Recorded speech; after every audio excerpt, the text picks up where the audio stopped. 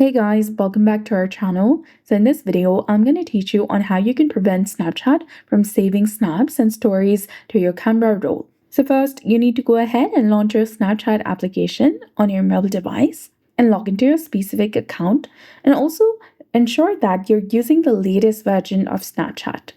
Now tap on your avatar icon in the top left corner of your screen and then select the gear icon in the top right. Scroll down and there you'll get the option of memories, which is in the section of privacy control.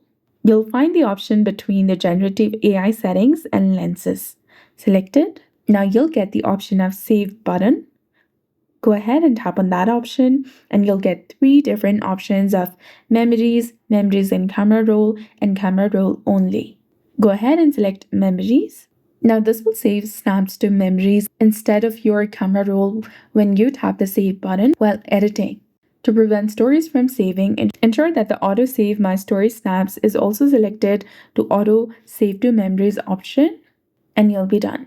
So that's it. I hope you found this video helpful. If you did, please like, share, and subscribe. Thanks for watching. We'll see you again in the next one.